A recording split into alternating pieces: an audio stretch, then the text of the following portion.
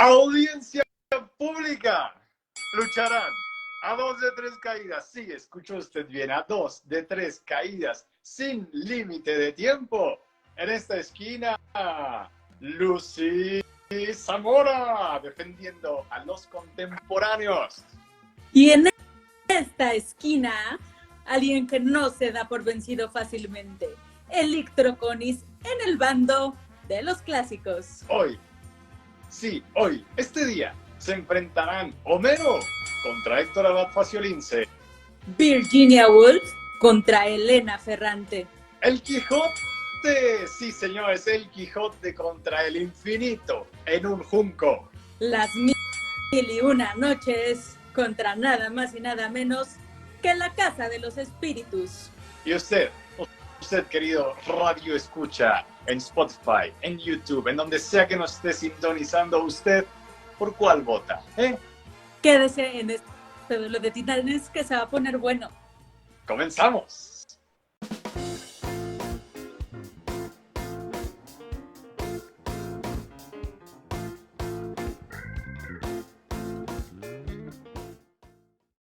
Lucy, un programa más. Vámonos con Y los sueños, sueños son. Hola, Lick. ¿Cómo estás? Bien. ¿Listo para la batalla? Sí, tomé mi proteína, mi licuado de proteína esta mañana. Traigo 3 barritas para cuando se necesite cargar combustible. Todo listo. Todo listo para aventar toda la artillería. Pues en esta discusión que, como siempre, nació en audios, vía WhatsApp, de más o menos 10, 15, 20 minutos discutiendo de si tú eras un clásico o un contemporáneo y de que quién era más lector de cada género, y creo que ya quedó claro en qué bando estamos, a menos que lo quieras aclarar. No, en absoluto, porque además, si a través de los últimos programas de Los Sueños Son, no lo hemos dado a notar. También quien ve esto, escucha esto, sabrá que cada uno de nosotros dirige círculos de lectura muy similares en cuanto a la materia que nos gusta discutir, pero diametralmente opuestos en algo, que es la temporalidad. Los ciclos de lectura compartida de Lucy Zamora van en torno a autoras contemporáneas. Y yo decidí empezar los míos hace 3 años ya, con 10 clásicos del siglo XX. El título ya imponía para mí y era esa responsabilidad de hablar sobre grandes clásicos. Oye, pero además es algo que nos salió súper natural, ¿no? O sea, es algo que tú nunca, o sea, como que no pensaste, nunca te planteaste, ¿de qué voy a hacer mis círculos de lectura? Voy a diseñarlos. No. Fue como en automático. Y yo cuando empecé con esta idea, que confieso me tiene un poco nerviosa, y empezamos la próxima semana, pues empecé a hacer mi lista de libros y fue así, natural, contemporáneas, mujeres todas. Bueno, tenía 2 que 3 hombres y ya por hacer la fuerza femenina en la literatura lo dejé en mujeres. Pues ahora vamos a estar casi al mismo, equilibrando la balanza, porque cuando hablemos de clásicos, veremos que la parte de género también se ve ciertamente afectada. Pero bueno, iremos entrando. Hoy nuestro debate es: ¿los clásicos o los contemporáneos? Vamos a ponerlo como si fuera excluyente, como si fuera que solo podríamos leer. Pero es que le gusta discutir, entonces no hay otra forma de hacerlo.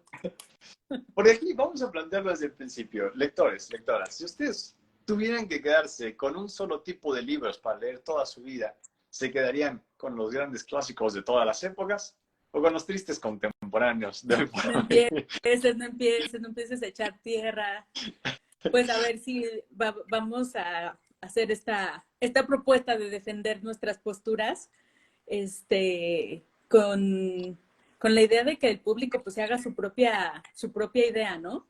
Y de ir viendo qué nos da cada uno. Sí. Porque bueno, llevo cierta desventaja, siento yo.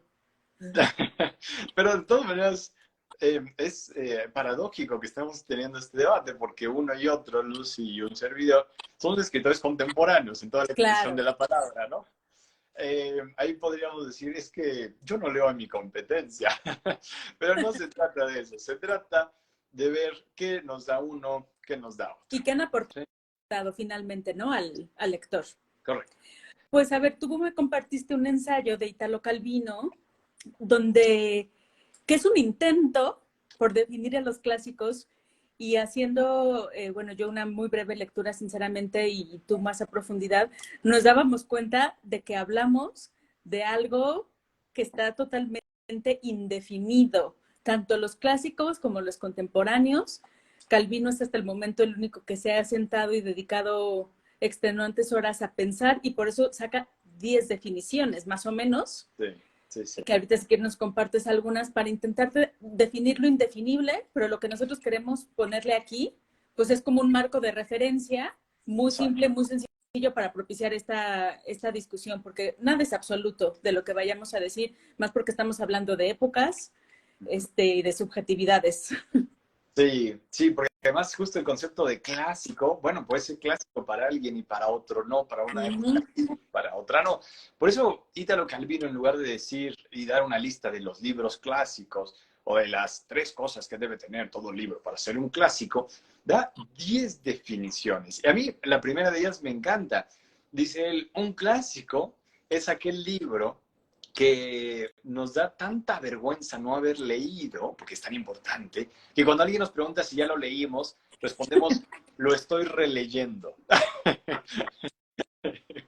Entonces, esa es su primera definición de clásico. Insisto, Italo Calvino, a pesar de una vida dedicada a la escritura y a la lectura, no se atreve a dar esa definición total y absoluta de qué es un clásico. Más bien, nos da otros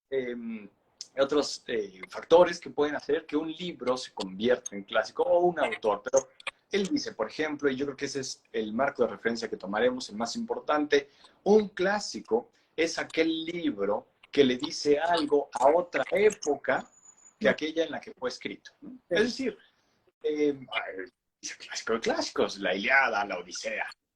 Son libros que fueron escritos hace más de 2000 años, bastante más de 2000 años, sobre sucesos de hace prácticamente 3000 años. Entonces, sin embargo, esos libros nos siguen diciendo mucho hoy. Y seguimos escuchando de Penélope, que supuestamente tejía aquella mortaja mientras esperaba a Odiseo. Seguramente no.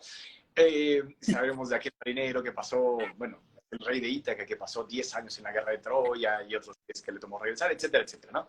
O el Quijote, que nos sigue diciendo muchísimo 400 años después, seguimos hablando de Molinos, de Sancho, etcétera. O Mary Shelley con su Frankenstein, que seguimos teniendo reinterpretaciones, y uno va a cualquier fiesta de disfraces y también encuentra a alguien que ves un Frankenstein, ¿no? Esos son clásicos, los que nos siguen diciendo algo después de su época. Claro. ¿Sí? Esa sería una... Y que no tiene, que parece que traspasan los años, ¿cierto? Porque sigue siendo igual de vigente como si lo hubiesen escrito, bueno, ahora, ¿no? Salvo, por supuesto, las adecuaciones del lenguaje, es que yo creo que por eso son clásicos, justamente, porque podemos seguir dialogando con ellos incluso tanto tiempo después. Y es importante esto, porque no todos los libros son clásicos siempre. Quiero decirlo así. Claro. El Quijote fue un gran éxito en su momento, ¿sí?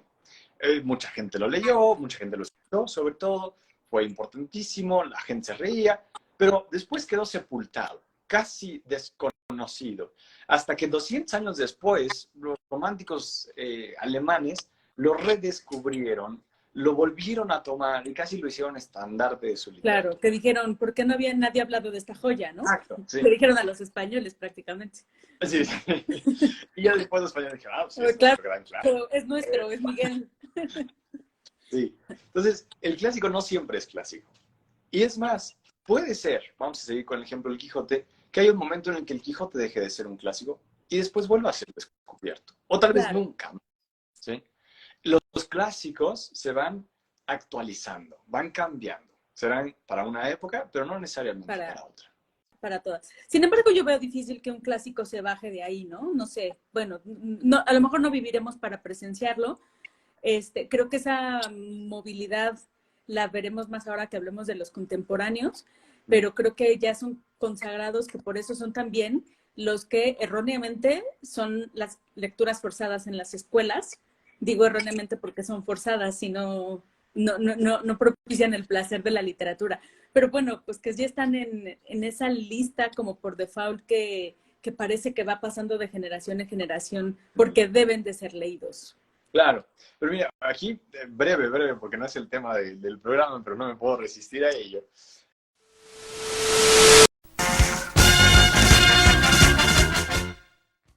Hay causas por las que un libro puede dejar de ser clásico, entre ellas porque desaparezca. ¿A qué me estoy refiriendo?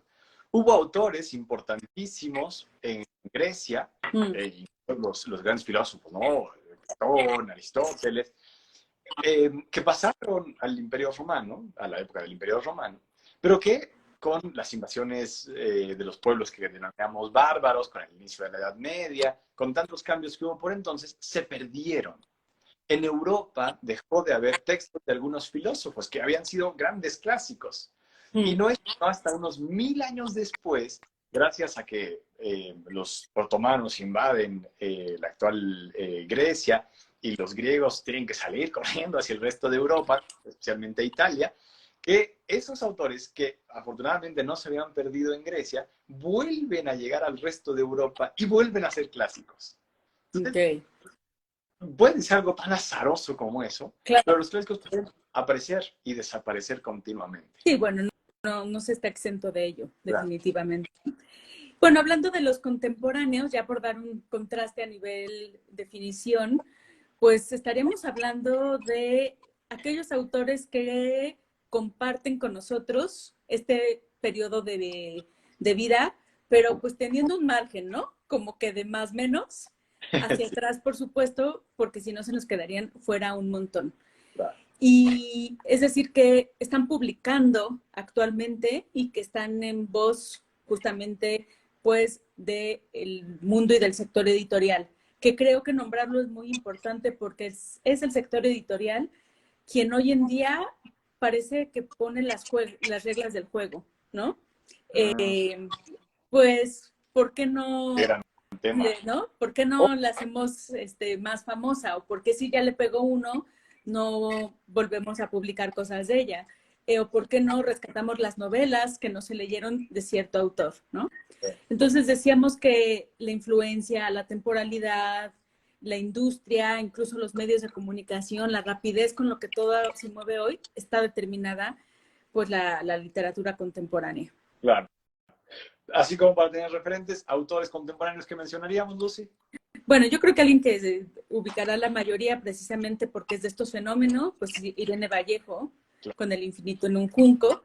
Ya luego daré mi top 5, pero podríamos hablar de estos autores, bueno, que justamente por eso también empezamos la discusión, porque yo soy una hambrienta de las novedades editoriales y cada que hay una firma de libros en mis librerías vecinas, saludos al Alberti, en Telefónica, pues estoy conociendo muchos nuevos autores que para mí dialogan muy bien con la literatura que yo trabajo como escritora, ¿no?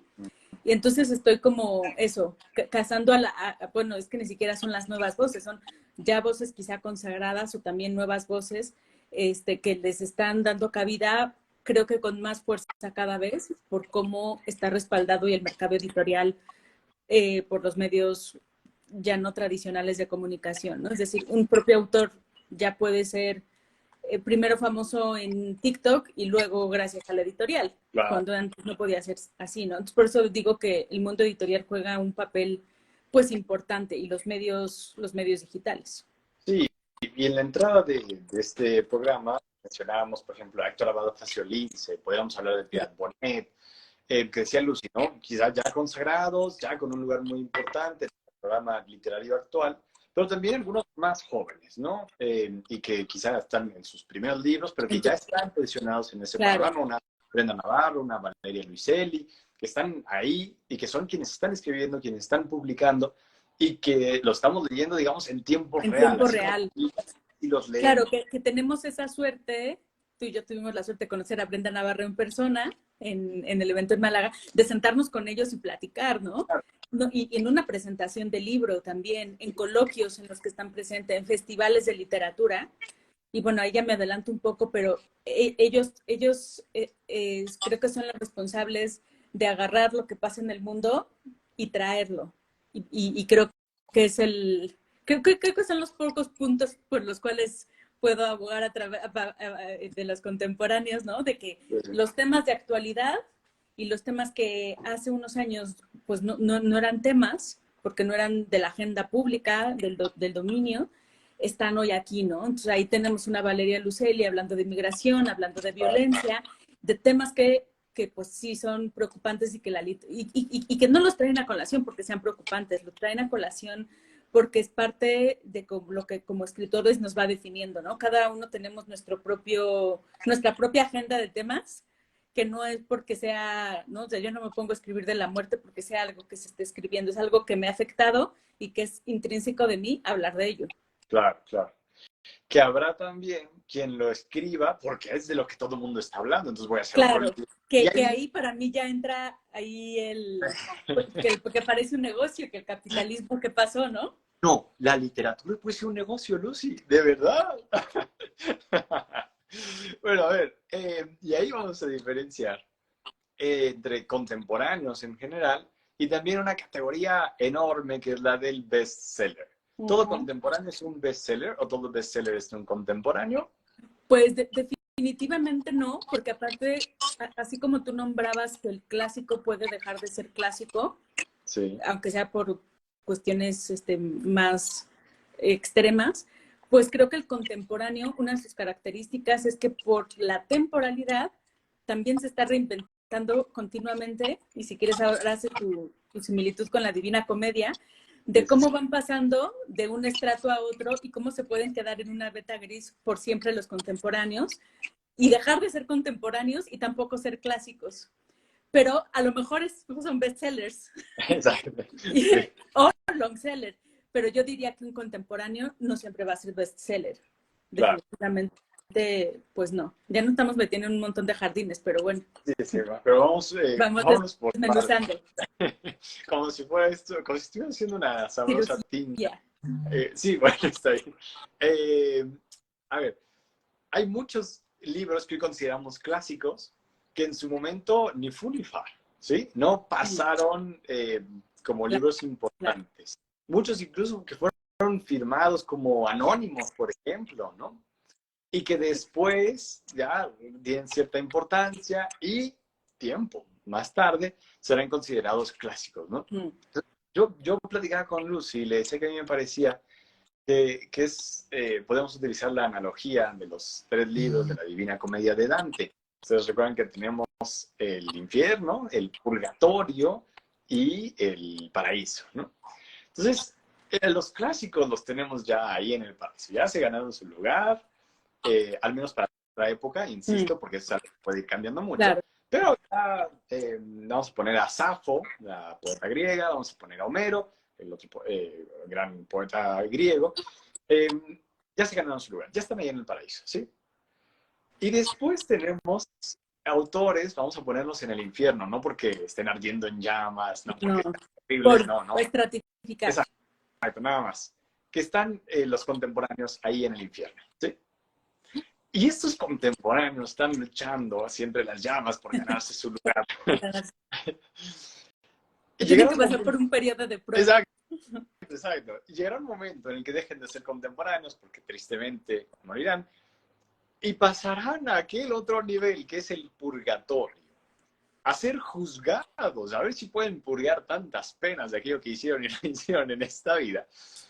Y sus jueces, ahora hablamos de quiénes son los jueces, decidirán si esos autores que fueron contemporáneos pasan al gran paraíso y se convierten en clásicos, o si quedan como otros autores de la literatura, con poca o no tanta importancia, o que no se vuelven a leer jamás, pero ahí estará. O que sí se vuelven a leer y son muy nombrados dentro de una generación, porque además hemos visto, ¿no? Que no solo tenemos estas épocas, sino que las generaciones cambian y también hay grupos de escritores muy fuertes en cierta época que se autodenominan de alguna forma, la generación del 45, la 28, la del 17, pero que esos mismos autores muy renombrados podrían seguir en ese pues especie de purgatorio porque no dieron el salto a los clásicos, pero porque creo que volvemos al inicio del programa, ¿no? No tenemos las reglas de cómo vamos a nombrar a alguien clásico Claro. o de cómo vamos a nombrar un contemporáneo y dentro de esa subcategoría de los contemporáneos que tenemos a los bestsellers o a los longsellers, tampoco hay reglas. Ni siquiera, fíjate, la palabra bestseller ni siquiera tiene un tope de vendidos, o sea, no hay un número específico para ser bestseller, no hay número. Entonces, claro, todo es, ahí volvemos a la pregunta capitalista, ¿de verdad es un negocio o no? ¿Quién los hace? No, para nada. No lo es, ¿no? Sí. No lo es, para nosotros no, créanos. Y ahí acabas de dar dos términos, bestseller y long seller también sería por ahí, ¿no? Bestseller, como lo dices, no hay a partir de tantos miles de ejemplares o millones de ejemplares ya se hace bestseller. No, nada más, un libro que ha vendido muchísimo. ¿Cuánto? ¿Quién sabe? Pero muchísimo. Bueno, está bien. Y long seller es un libro que vende muchísimo durante un largo tiempo. Porque claro, hay libros y ustedes podrán entrar a las librerías más comerciales. No vamos a decir nombres, son muy distintas, hay muchas en todas partes, pero entren ustedes a cualquier librería comercial, párense en el primer estante y el que está luego de la entrada, y ahí verán muchos libros, con portadas y títulos súper atractivos, y con una contraportada también que dirá, uff, todos los sensacionales, cómo te va a cambiar la vida este libro y demás. ¿Estás diciendo que es en marketing? No, tampoco es marketing, la Me literatura. confundí. No. Es que parecía. Parecía, daba la pinta, pero no, nada que ver. Ok. Esos libros usualmente son bestsellers, pero son lo que en el español de México, más fino, diríamos, llamarada de petate, ¿no? Algo que se enciende, echa muchísimo humo, pero se apaga rapidísimo.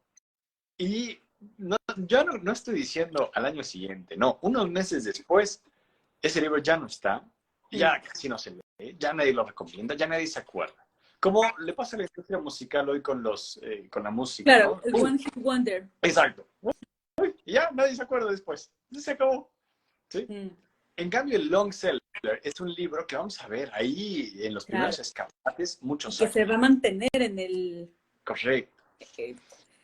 Que se va a mantener, o sea, creo que pues ahí por ahí comparte ciertas características con los clásicos de que traspasa generaciones, pero creo que la gran diferencia será que además mantiene a las editoriales. Long seller, todo editor, todo editorial y toda gente quiere un long seller. Fíjense en Lucy Zamora y Electroconis, aquí presentes en Los Dueños, porque ese es el libro que se va a vender, pase lo que pase. Y nosotros hablamos de ese libro el programa pasado, El Principito, es uno de los grandes long sellers, ¿no? Que sigue apareciendo en las listas de los más vendidos en muchísimos países todos los años. ¿Sí? Claro, y que se ha traducido ya a todos los idiomas, evidentemente. Claro. Entonces, ahí tenemos un caso, o sea, hay bestsellers que justo porque son bestsellers y muchas veces están hechos con la fórmula del bestseller para ser bestseller y nada más para eso, que lo serán y al año o menos tiempo ya se acabó, nadie se acuerda, ya está. Era un bestseller, nada más, ¿sí? Pero hay libros que no están programados para ser bestseller, que sin embargo lo llegan a ser, a veces incluso se convierten en long sellers y que también tendrán el destino de convertirse en clásicos. Un clásico. Con el Principito. El Principito ya es un clásico, porque ha trascendido su generación, nos sigue diciendo muchas cosas, y sigue siendo un libro muy vendido. Claro, pero no es tampoco una fórmula que todo lo que se le tenga que ser un clásico. No. Nosotros estuvimos leyendo varios artículos y a mí me azoró ver ciertos títulos ahí, porque hay unos que se han mantenido en ventas quizá los últimos 6, 10 años, contra el Principito que se ha mantenido ahí, no sé, 30. Claro. Pero que creo que, pues entonces ahí entra el tema de, como es muy comercial, igual y no es buena literatura. Correcto, es otra de las tantas discusiones, ¿no? Vamos a dar un nombre para que quien nos está viendo y escuchando... Quémate tú. Va a ser uno de esos nombres que siempre se mencionan en estos debates, así que no estamos quemando a nadie, pero Paulo Coelho, ¿no?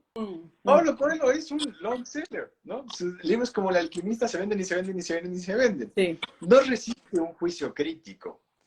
No resiste la mirada atenta de la crítica o de los lectores más exquisitos. Muy probablemente, después de unos años, ese libro ya no se va a vender. Ese libro no va a ser clásico. No va a ser clásico. lo estoy diciendo yo desde ahora, sin tener una bola de cristal, pero yo apostaría que ese libro no va a ser un clásico. Ese libro habrá sido un long seller durante muchos años, pero no va a ser un clásico. No. ¿No?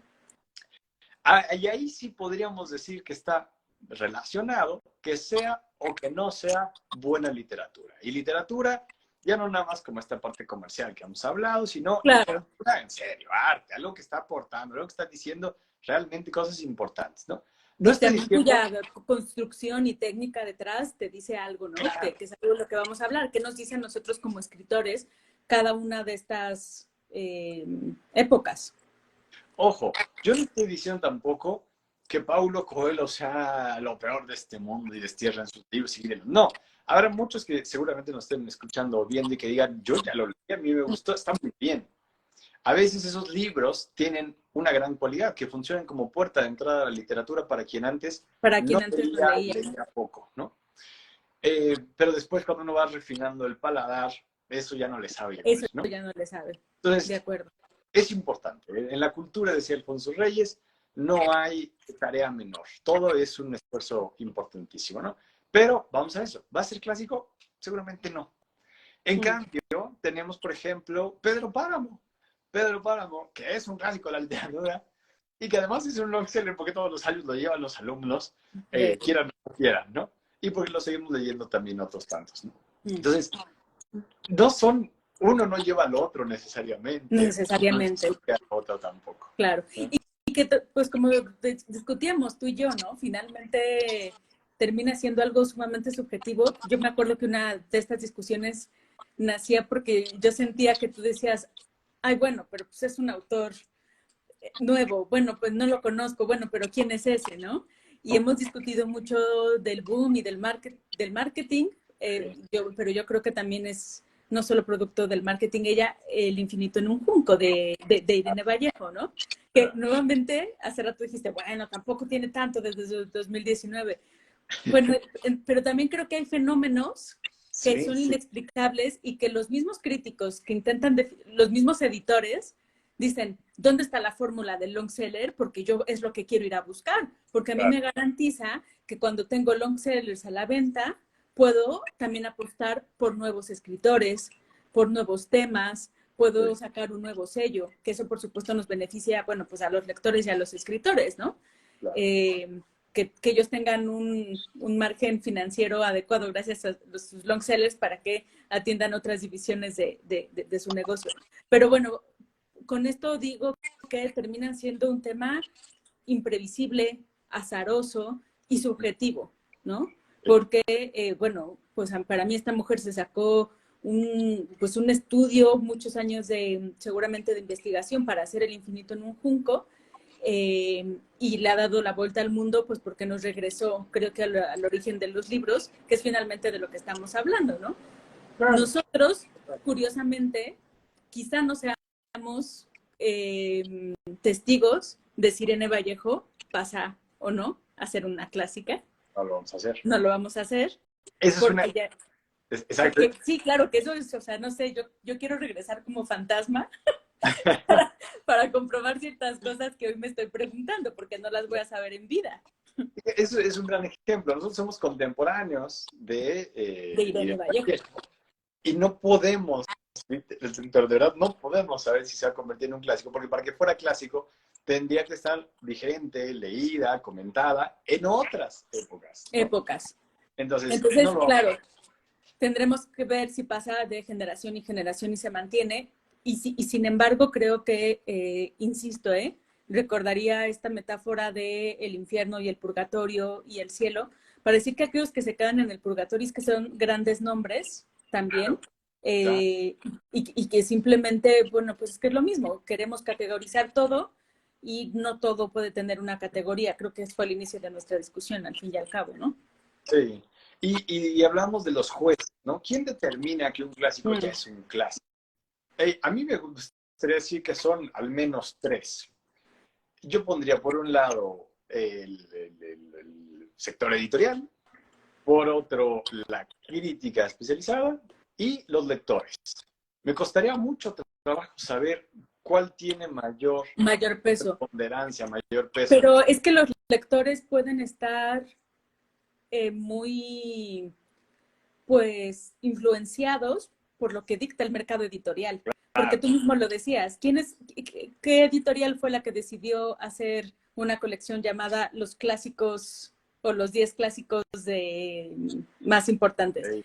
Eso ya no, eso ya está marcando ahí la editorial con una colección y claro, pues la va a vender y entonces el lector ya se va a ver influenciado pues por esa premisa. Sí, totalmente. Entonces, para nosotros verlo, o también estos libros de 100 libros para ser más culto. 100 libros que usted debe leer antes de morir. No recuerdo dónde lo escuché. Y yo, claro, decía el artículo, claro, antes de morir, porque después ya va a estar difícil, ¿no? Hay que leer. Sí. Y en la jornada del artículo. Bueno, entonces va, como dices, influyendo y haciendo, tiene que estar en la lista, ¿no? Forzosamente. Y hay que leer la Divina Comedia, hay que leer el Quijote, y hay que leer a Shakespeare, y todos esos marcados, ¿no? Pero por otro lado está también la crítica especializada, que esa creo que es menos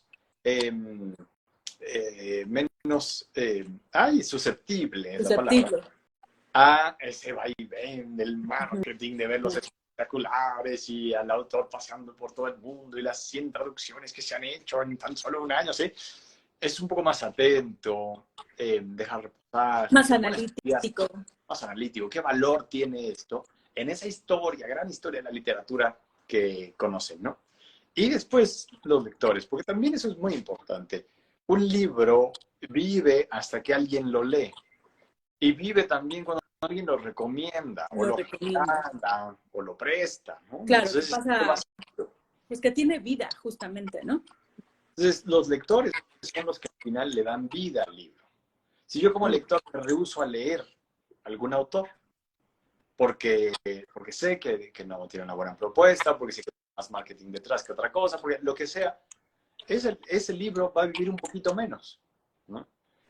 Como dices, están los grandes focos mediáticos que nos dicen léelo, pero claro, puede también elegir. Sí. Y ahí es donde... Oye, pero también están los grandes focos, pues no sé cómo llamarlos, si de la crítica literaria o si del canon o de la academia, que tú y yo lo comentamos, ¿no?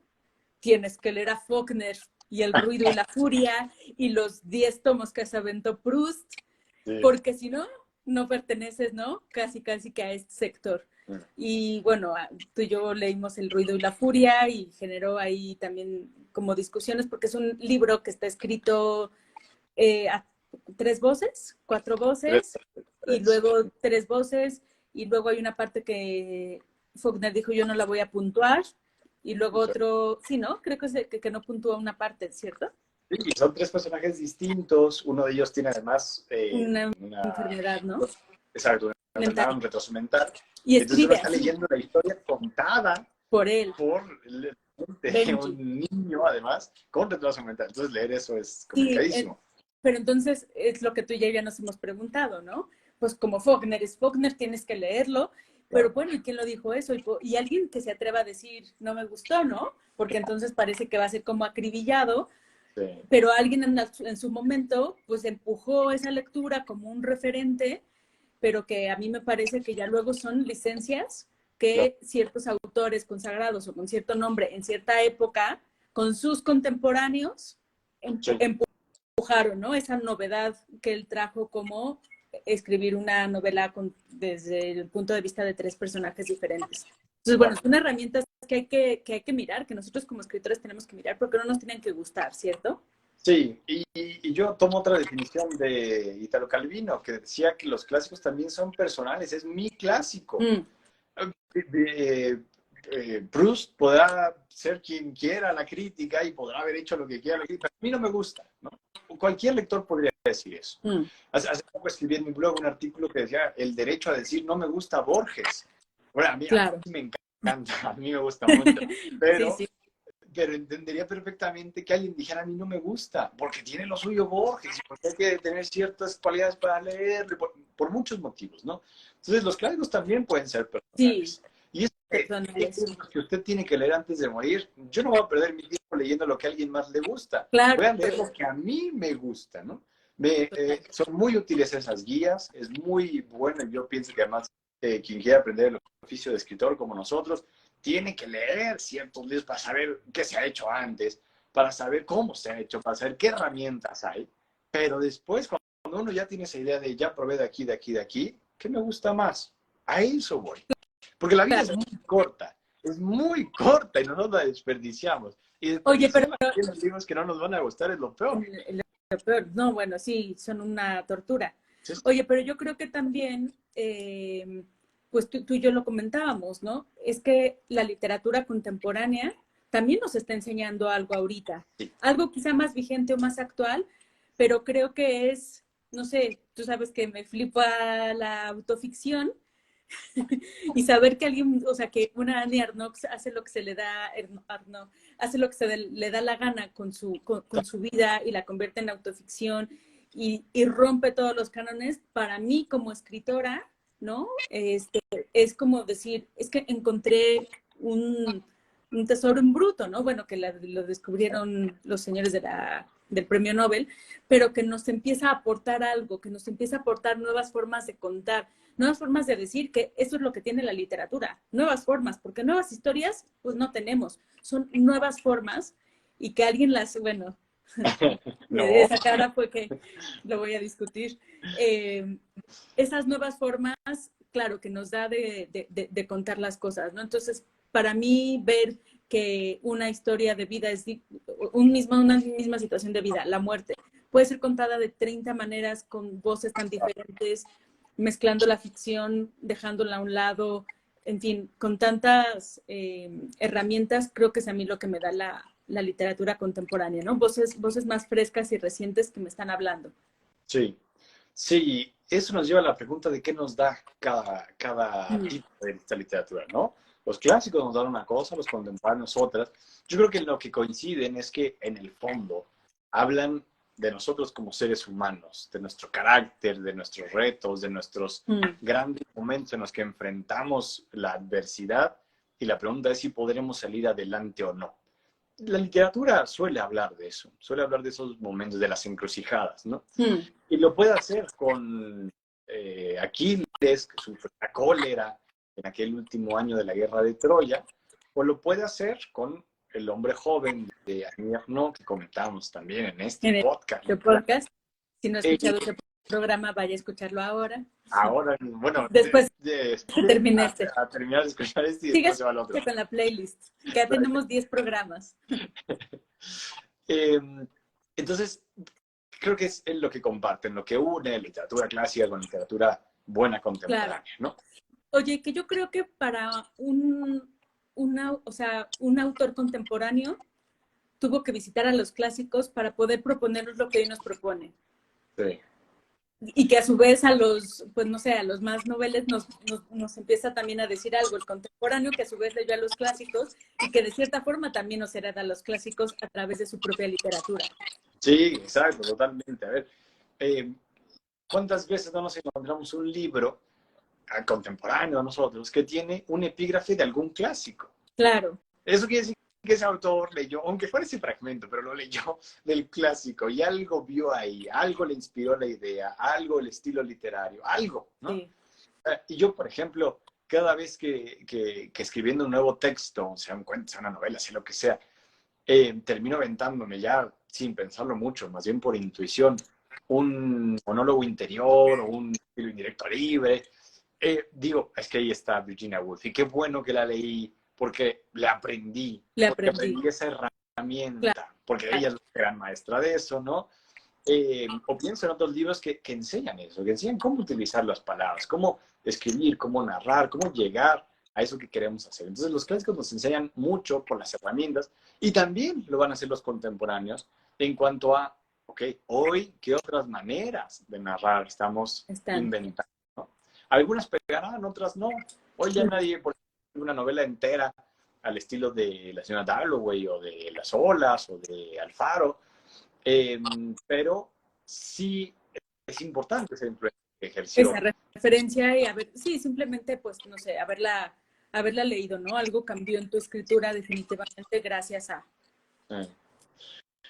Ahora, A tenemos ver, también con los contemporáneos esa gran posibilidad de interactuar con ellos. Tú claro. lo decías, una fortuna cuando se comparte mesa codo a codo, pero ver sus entrevistas, verlos en ferias del libro, tener un libro firmado por ellos, porque ya lo vemos no solo como el autor, sino también como la persona. Claro, como la persona, que eso yo creo que, pues sí, es de los grandes privilegios que estando, pues esto, como tú y yo nos movemos en el mundo literario, que vamos a presentaciones, creo que es un privilegio, ¿no? Y creo que de ahí también rescatar el trabajo que se hacen en los festivales literarios, en que nos acercan a la gente, a esos autores, que traen a su vez esos temas que a ellos les mueven, ¿no? Ya decíamos, la violencia, la migración, pues temas del feminismo, por supuesto, nuevas formas de autoficción y que creo que nos van enriqueciendo. Entonces, no sé, creo que al final los clásicos, pues es como que permean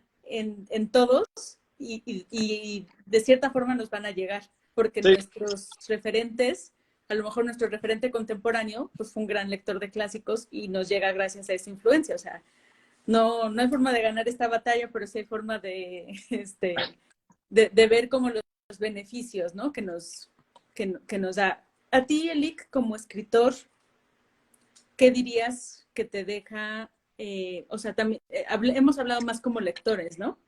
sí. ¿Qué te deja un clásico a ti como escritor?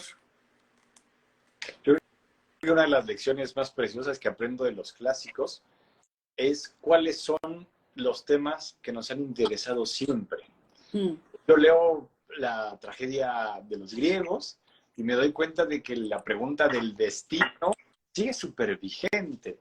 Si tenemos un destino, si alguien determina ese destino, si podemos escapar de ese destino. Y eso le pasa a Edipo, pero le pasa también a El Conde Neville de la novela El Conde Neville de Amélie Nothomb, la autora contemporánea. Entonces, creo que justo revisitar a los clásicos, a autores como Amélie Nothomb, y yo me incluiría, es algo que me gusta mucho, ir a los clásicos para ver cuáles eran los temas antes y cómo siguen vigentes en nuestra época. Y como lector también me da esa posibilidad, y también como escritor, de saber cuáles son los temas que no han dejado de interesarnos. Y eso nos dice mucho sobre nosotros mismos.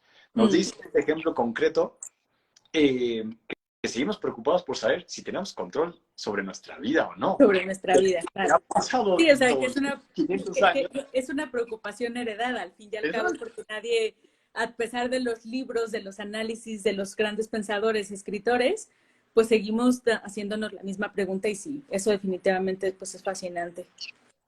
Entonces, eso a mí. A ti, Lucy. Pues a mí los contemporáneos definitivamente me dan pues un punto de vista vigente de cómo se está escribiendo, de que hay formas distintas de narrar que no tienen que tener pues esa rima o esa prosa magnífica, sino que también la historia y las historias propias de vida son las que finalmente le llegan a cualquier lector. Creo que es la prueba de que cualquier cosa puede ser ficcionable y de que las formas de contar es lo que nos sigue caracterizando para hacernos diferentes, ¿no? Las mismas situaciones, esas mismas situaciones, cómo las contamos diferentes. Y bueno, lo que ya habíamos dicho, ¿no? Traer temas de actualidad, pero siempre y cuando sea de forma orgánica, ¿no? No una forma impostada de porque de eso se habla, Claro. sino porque realmente es una preocupación genuina, una experiencia de vida que nos llegue profundamente a través de alguien que haya vivido pues, justamente eso. Y una sensibilización, diría yo, hacia nuestros problemas contemporáneos, ¿no? Me voy a salir un poco de la literatura, pero una de las, pero sigo dentro del arte, del gran terreno del arte, el hermoso jardín del arte, en el cine. Una de las películas que vi recientemente fue Las Nadadoras, ¿La que qué? retrata, Las Nadadoras, Ah, que retrata la historia de dos niñas que tienen que salir de Siria durante la guerra civil hace apenas unos años, y su tránsito por buena parte del Mediterráneo para lograrlo. A pesar de lo mucho que he seguido yo temas como la migración desde la carrera como historiador, verlo a través del arte y la forma en que el arte usualmente te lo pone aquí en la cara, haciéndotelo imposible de evitar, de voltearte, de hacer como que no te das cuenta, ahí lo ves y ahí te impacta. Entonces creo que el arte siempre tendrá esa gran capacidad y por eso leer contemporáneos también es importantísimo, porque nos están diciendo, voltea y ve esto hoy por hoy. Sí, sí, yo creo que eso, ponerle nombres a temas como tan vigentes, tan actuales, y que nosotros parece que no tenemos ni idea, ¿no? O sea, de tan recientes que son. Y creo que por eso, al final, mira, llegamos al punto de que la literatura que nos permite viajar, aprender, ver otras realidades, vernos reflejados, ser empáticos, y no importa si es un clásico o un contemporáneo, porque pues creo que esos grandes temas es lo mismo, ¿no? Pero tratados de forma diferente y aterrizados en realidades diferentes, pero pues traídos a través de los libros. El tiempo se acaba, nosotros casi nos vamos. Y tal vez a algunos de ustedes les esté ocurriendo lo que al protagonista del Principio del Placer de José Emilio Pacheco, que al principio del libro idolatra a un luchador y odia al que dentro del cuadrilátero es su oponente, ¿no? Pero al final del libro, lo siento, aquí va un spoiler, los ve sentados a una mesa juntos, bebiendo, y se le cae el héroe y se le cae el villano. Esperamos que en lugar de habernos caído Lucy y yo, nos hayamos ascendido un poco en su concepción, porque no es solo el clásicos, Lucy contemporáneos, sino que es un desafío constante para nosotros mismos estar leyendo unos y otros. Y a eso queremos invitarlos, a que si son más del equipo de los clásicos, se den la oportunidad de leer los contemporáneos y viceversa. En mi caso, alguna vez tomé así, este año, uno de mis proyectos de lectura es leer más contemporáneos. Lo ponemos como una sugerencia. Puede ser un año sí, un año no, uno y uno, sí, como ustedes quieran. Sí, pero, un mes sí, un mes no, no lo sé. Sí, dense la oportunidad. Lean unos y otros, porque nosotros van a encontrar grandes riquezas. Y para irnos, ya casi, tenemos directo un top 5. Lucy aquí va a recomendar su top 5 de libros contemporáneos. A ver, venga. Ay, qué difícil, me salieron 6. Sacar a alguien de la lista. Lucy, la regla era muy clara. 5. Solo voy a decir 5. Mentalmente estoy intentando ordenarlos. Número 1, pues un libro, bueno, no voy a ir directo porque si no nos vamos a alargar. La tregua de Mario Benedetti. Una de mis autoras que me ha volado la cabeza y me ha marcado, pues Almudena Grandes, y diré Las edades de Lulú, aunque todos sus episodios de guerra son fabulosos. La amiga estupenda de Elena Ferrante y toda su saga, que me hizo devorar esos libros como hacía mucho no lo hacía. ¿Llevo cuántos? 3. Cerca del corazón salvaje de Clarice Lispector, que estoy leyendo actualmente y que me está, creo que acercando a esa literatura que todos me habían recomendado. Y finalmente nombraré pues a Annie Ernaux, que sí, en su autoficción me ha dejado marcada. Excelente. Con los clásicos. Es como trampa, porque eran libros, no autores. Si tú dijiste Annie Ernaux. Perdón. Tengo el libro apuntado, El lugar. Sí. Vale. Está bien. Bueno, yo me quedo con 5 clásicos. Aquí va mi top 5 de clásicos. Comienzo por el número 5. Dejaré hasta el final el que más me gusta. Y voy a poner una obra de teatro, Macbeth, de William Shakespeare, que sigue hablando sobre el destino. En número 4, una novela, La vuelta al mundo en 80 días, de Julio Verne, para divertirse, para reír y para viajar. En tercer lugar, decidí incluir un libro de poesía, Las rimas de Becker.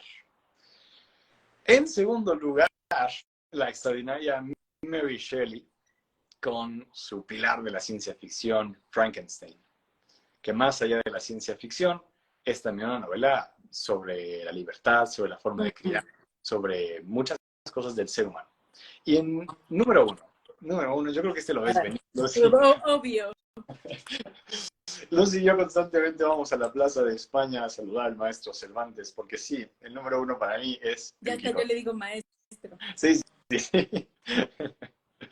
Ahí están estos 5 y 5. Y usted Entonces, ¿cuáles son sus clásicos favoritos? ¿Cuáles son sus contemporáneos favoritos? E incluso haga una lista que tenga de, tanto clásicos como como contemporáneos. contemporáneos. Los A ver, favoritos. es un buen hábito apuntar lo que uno va leyendo, es también pues una invitación. Y yo creo que, pues eso, que como propósito pueda tener la gente su top 5 y un propósito claro de seguir leyendo, o a clásicos o a contemporáneos. Finalmente creo que la riqueza que nos otorga, pues es magnífica. Sí, totalmente de acuerdo. Esto se Pues termina. Bueno, no esto se termina. termina. Queda abierto para todos los comentarios en Spotify, en YouTube, en TikTok, en Instagram. Pero para nosotros sí la intervención se termina. Entonces, no podemos terminarlo sin antes leer el monólogo de Segismundo, de aquella obra que da título a este programa. Es verdad, pues reprimamos esta fiera condición, esta furia, esta ambición, por si alguna vez soñamos en mundo tan singular que el vivir solo es soñar. Y la experiencia me enseña que el hombre que vive sueña lo que es hasta despertar. Sueña el rey que es rey y vive con este engaño mandando, disponiendo y gobernando. Y este aplauso que recibe prestado en el viento escribe y en cenizas le convierte la muerte desdichada fuerte. Que hay quien intente reinar viendo que ha de despertar en el sueño de la muerte. Sueña el rico en su riqueza que más ciudades le ofrece. Sueña el pobre que padece su miseria y su pobreza. Sueña el que medrar empieza, sueña el que afana y pretende, sueña el que agravia y ofende. Ahí nos quedamos esta vez, mes a mes iremos completando este monólogo. La última línea que todos se saben. Y un recordatorio para todos los que nos escuchan, denos seguir en nuestro canal, ya sea que nos escuchen en Spotify o en YouTube. Nos ayuda muchísimo que le den seguir porque nos permite pues crear para ustedes este espacio. Gracias, Eli, por una charla más de Y los sueños, sueños son. Gracias a ti, Lucy. Gracias a quienes nos escuchan, porque ustedes son los que van a hacer que este podcast sea un clásico. Hasta luego.